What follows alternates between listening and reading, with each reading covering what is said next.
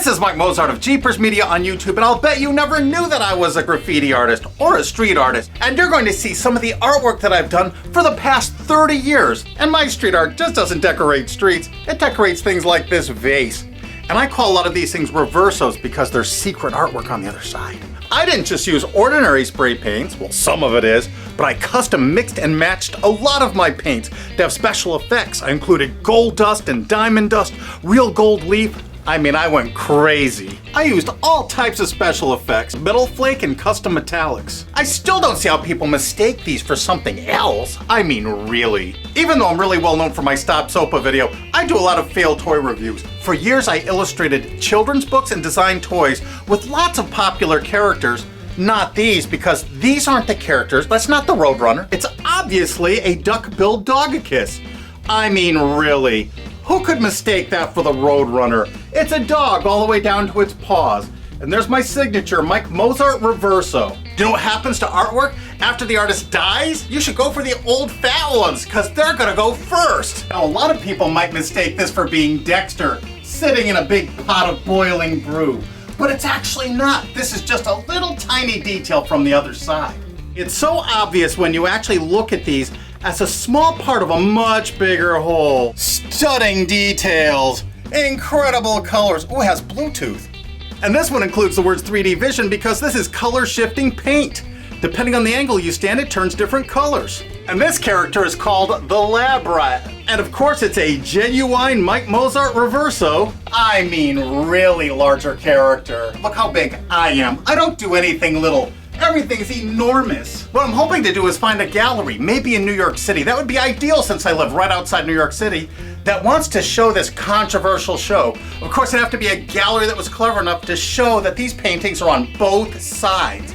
And both sides are necessary because it shows I'm not infringing anybody's copyright. Well, a lot of people might mistake this for Jack Skellington, but they'd be wrong. This isn't Jack Skellington.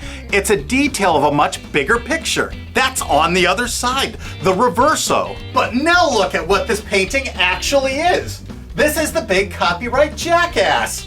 I mean, really.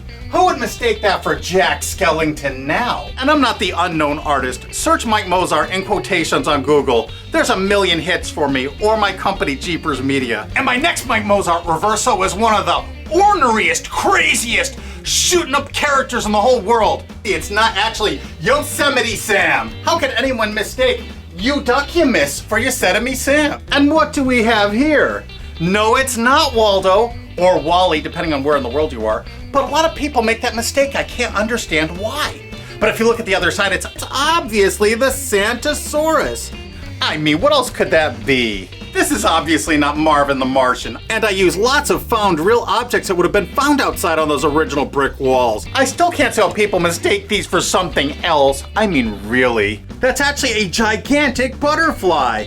Of course. How could anybody get that wrong? We need to save fair use because this is commentary on the big media companies and how they're trying to silence you. So copyrights now are the beast. And on the Reverso part, I use paint markers, sometimes I use spray paint, but the boards are always prepped with crazy backgrounds before I start. Do you think I should just do my YouTube videos and do these paintings and just retire? This is a continuation of the street art that I was doing in the 1970s and 80s. I was doing it before it was popular. I created a lot of these samples way back then. And what happened is the galleries at the time said, no one's gonna buy graffiti art. You can see it in the streets for free. And then Keith Haring came out and made street art very popular. But by then I was illustrating children's books and designing toys and I had a family and I didn't have the time anymore to put into my artwork, but now I do. And now I have a reason, just to show the hypocrisy of these people. All of this artwork is fair use, absolutely. All of my works of art are two-sided commentaries on the hypocrisy and ridiculous copyright laws we have now that are being manipulated by big media companies that'll claim they own the tiniest shred of media. And one of my favorite street artists and good friends is Alec Monopoly. He's a brilliant artist of the Monopoly guy, and he uses him in lots of very critical commentary and social ways. He made this shirt for me when I was visiting him at Alki David Studios. And of course, Alex signed it everywhere, as he normally would, and the cuffs. Hey, this is not Eric Cartman. I mean, a lot of people would mistake that for Eric Cartman, but it is definitely not. especially when you see the other side. Just one small piece of a much larger picture, the pterodactyl, another Mike Mozart reverso. That's obviously a dinosauric creature. Now this isn't what you think it is. This is not Raphael. No way. This is just another little detail of a much bigger picture. Obviously a big swamp alligator. There is no way you could confuse that with Raphael. Cowabunga, dudes! This is obviously not SpongeBob and Patrick. Why would people make that mistake? The other side shows they're completely different characters and creatures altogether. It's a big pink sea anemone and some weird undersea fish being attacked by an even bigger fish. And Mike Mozart's reversos aren't just graffiti art on wallboard, they're also incredible vases. They're also, this is not Scooby-Doo. If you saw the other side, you would see it's not. This is another Mike Mozart free to re-upload anywhere on the internet you wish video, or you can click this remix button under the screen and you can re-upload it to your channel and the views will count on your channel. How can you beat that?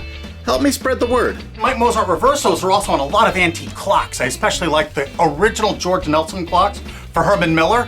I turn them all into reversos. This is one of my next projects. And this beautiful vintage Danish modern clock by Humanoff Design is going to become another Mike Mozart reverso. I hope you enjoyed all this artwork. You're welcome to share this video anywhere on the internet or hit that remix button under the screen and share this with your friends on your own channel. I also made a lot of pictures. I made over 120 of these. Most I've given away. I still have at least 27. That's my homage to Keith Haring, which I was very proud of. I made that in 1990 and really loved it. And here's a little bit closer look at the Keith Haring picture. I used all kinds of, what at the time, revolutionary painting techniques. And I kept a little leather-bound book, and I kept track of all those techniques, and I'm going to bring them all back in a lot of new pictures. So please, share this video anywhere you can. If you know someone that owns a gallery, great. Send them a link to this. I really appreciate it. Thanks again.